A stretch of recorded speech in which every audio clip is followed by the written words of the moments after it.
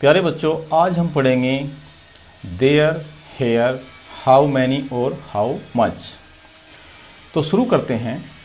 There, hair, how many और how much का साधारण प्रयोग। प्यारे बच्चों, इन शब्दों का हम साधारण सेंटेंस में कैसे प्रयोग करते हैं, आज हम इसी के बारे में चर्चा करेंगे। तो सबसे पहले हम देयर और हेयर की बेसिक जानकारी देखते हैं। इनका शाब्दिक अर्थ क्या होता है। देयर का मतलब होता है वहाँ। तो एग्जाम्पल देखते हैं। राधा वहाँ है।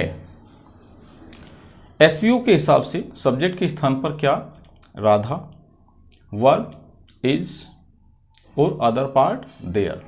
तो राधा वहाँ है, इसकी अंग्रेजी होती है राधा इज देयर। हियर का शाब्दिक अर्थ होता है यहाँ। एग्जाम्पल देखते हैं। राधा यहाँ है। एसवीओ के हिसाब से सब्जेक्ट के स्थान पर राधा, वर्ब के स्थान पर इज और अदर पार्ट हियर। तो राधा यहाँ है, इसकी अंग्रेजी होती है राधा इज हियर। तो बच्चों, आपने क्या पढ़ा, देयर का मतलब होता है वहाँ और हियर का मतलब होता है यहाँ। आगे देखते हैं। देयर का प्रयोग सब्जेक्ट के स्थान पर करते हैं। प्यारे बच्चों, देयर का प्रयोग हम सब्जेक्ट के स्थान पर करते हैं। एग्जाम्पल देखते हैं। राम एक राजा था। राम एक राजा था। एसवीओ के हिसाब से देखते हैं। सब्जेक्ट के स्थान पर क्या आएगा, राम। वर्ब के स्थान पर क्या आएगा, वॉज और other part a king. Ram एक राजा था, इसकी अंग्रेजी हुई राम वॉज अ किंग। लेकिन अब हम क्या करते हैं, इस सेंटेंस के अंदर तो सब्जेक्ट है राम। अगले सेंटेंस में, अगले एग्जाम्पल में हम क्या करते हैं, सब्जेक्ट को हटा देते हैं। एक राजा था, अब हमने कर दिया राम एक राजा था का एक राजा था। तो प्यारे बच्चों, हमने क्या किया, इस सेंटेंस में से राम को हटा दिया। अब हम इनकी अंग्रेजी बनाकर देखते हैं एसवीओ के हिसाब से, जबकि इसके अंदर सब्जेक्ट नहीं है। तो सब्जेक्ट के स्थान पर अब हम यूज करते हैं देयर। तो सब्जेक्ट के स्थान पर there, verb was, other part a king. तो एक राजा था, देयर वॉज अ किंग। तो राम एक राजा था, राम वॉज ए किंग, और एक राजा था, देयर वॉज ए किंग। तो राम के स्थान पर क्या प्रयोग हुआ, देयर, अर्थात देयर का प्रयोग सब्जेक्ट के स्थान पर करते हैं। आगे देखते हैं। वस्तु में वस्तु या अज्ञात दूरी। देखिए, सब्जेक्ट नहीं होता, कोई वस्तु किसी वस्तु के अंदर होती है या दूरी का हमें पता नहीं होता, वो नज़दीक है या दूर है। तो ऐसी कंडीशन में हम सब्जेक्ट के स्थान पर देयर का प्रयोग करते हैं। एग्जाम्पल लेते हैं। कमरे में 10 लड़के हैं। एक स्थान है कमरा, उसके अंदर 10 लड़के हैं, लेकिन हमें ये पता नहीं है कि वो कमरा कितनी दूर है, कहाँ है, अर्थात इसमें अज्ञात दूरी भी है, कोई वस्तु किसी वस्तु के अंदर भी है। तो जब वस्तु में वस्तु होती है या वो अज्ञात दूरी को दिखाता है, तो ऐसी कंडीशन में, और अगर वहाँ पर सब्जेक्ट नहीं होता, तो सब्जेक्ट के स्थान पर हम प्रयोग करते हैं देयर। तो एसवीओ के हिसाब से देखते हैं। सब्जेक्ट के स्थान पर क्या प्रयोग करेंगे बच्चों, देयर। वर्ब, क्योंकि ये प्लुरल है, 10 लड़के हैं, तो हैं की अंग्रेजी क्या लगाएंगे हम, आर। देयर आर 10 बॉयज, और कहाँ, कमरे में, इन द रूम। तो सब्जेक्ट देयर, वर्ब आर और 10 बॉयज इन द रूम, ये हुआ अदर पार्ट। तो कमरे में 10 लड़के हैं, इसकी अंग्रेजी हुई there are 10 boys in the room. आगे देखते हैं। इस कमरे में 10 लड़के हैं, अर्थात एक संकेत हुआ है इस कमरे में, लेकिन इसमें भी हमें दूरी का आभास नहीं है कि ये कितनी दूर है या कितने पास है, अर्थात ये अज्ञात दूरी है। तो एसवीओ के हिसाब से देखते हैं। देयर, सबसे पहले एस के स्थान पर देयर, अर्थात सब्जेक्ट के स्थान पर देयर, वर्ब के स्थान पर are, other part 10 boys in this room. इस कमरे में 10 लड़के हैं, there are 10 boys in this room. अगला एग्जाम्पल देखते हैं। उस कमरे में 10 लड़के हैं। सबसे पहले देयर सब्जेक्ट के स्थान पर, उसके बाद वर्ब आर, देयर आर क्योंकि 10 लड़के प्लुरल है, उसके बाद अदर पार्ट क्या बचा, 10 बॉयज और इन दैट रूम।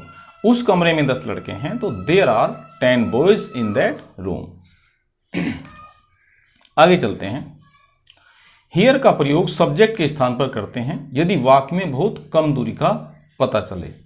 प्यारे बच्चों, देयर का प्रयोग तब करते हैं जब दूरी अज्ञात होती है और हियर का प्रयोग तब करते हैं जब दूरी बहुत कम हो। एग्जाम्पल देखते हैं। यह रही तुम्हारी किताब।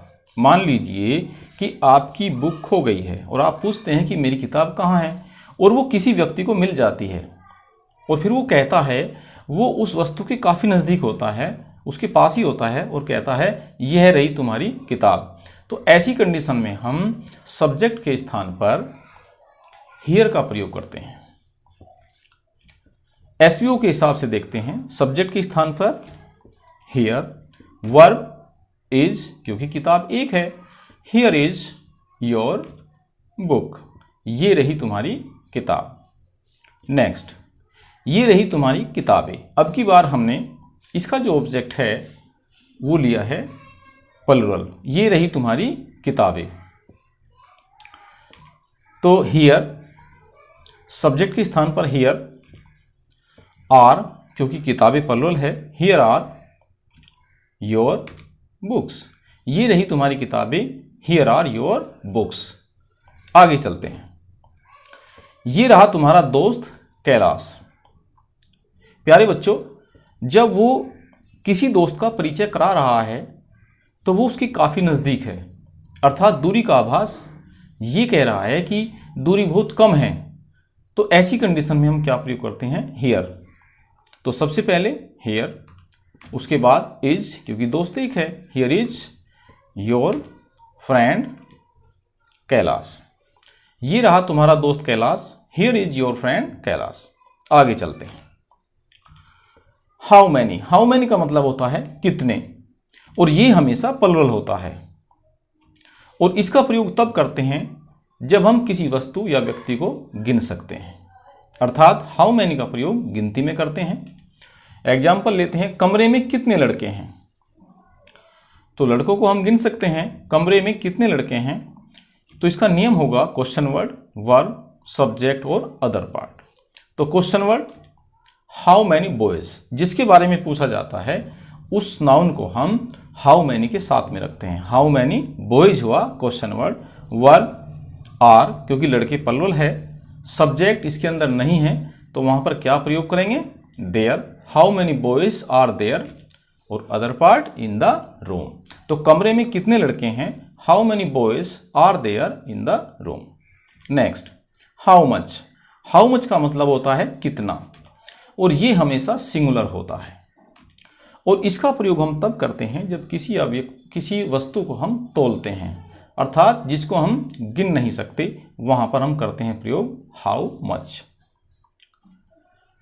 गिलास में कितना पानी है, गिलास में कितना पानी है, तो पानी को हम गिन नहीं सकते, 1 पानी, 2 पानी, 3 पानी, ऐसा नहीं होता, इसको हम तोलते हैं। नियम क्या होता है, क्वेश्चन वर्ड, वर्ब, सब्जेक्ट और अदर पार्ट। क्वेश्चन वर्ड क्या हुआ, हाउ मच वाटर, तो हाउ मच के साथ में जिस भी चीज को हम तोलते हैं उस नाउन को हम हाउ मच के साथ में रखते हैं। यहां पर आया है वाटर, तो वाटर को रखेंगे हाउ मच के साथ, तो हाउ मच वाटर हुआ क्वेश्चन वर्ड। उसके बाद वर्ब इज क्योंकि वाटर सिंगुलर है, सब्जेक्ट इसके अंदर भी नहीं है तो यहां पर क्या लगाएंगे, there, how much water is there. Other part in the glass, how much water is there in the glass, glass में कितना पानी है। तो हाउ मैनी और हाउ मच, हाउ मैनी संख्या के लिए और हाउ मच तोल के लिए। तो प्यारे बच्चों, आपने पढ़ा देयर, हियर, हाउ मैनी और हाउ मच। आई होप ये प्रयोग आपकी समझ में आए होंगे। अगर आपको ये वीडियो पसंद आई हो तो इसको लाइक करें, शेयर करें, सब्सक्राइब करें और बेल आइकन को ज़रूर दबाएं ताकि हमारी नई वीडियो का नोटिफिकेशन आपको समय समय पर मिलता रहे और आप उसको अच्छे से पढ़कर अपनी तैयारी करते रहें। So thanks for watching, bye, thanks a lot.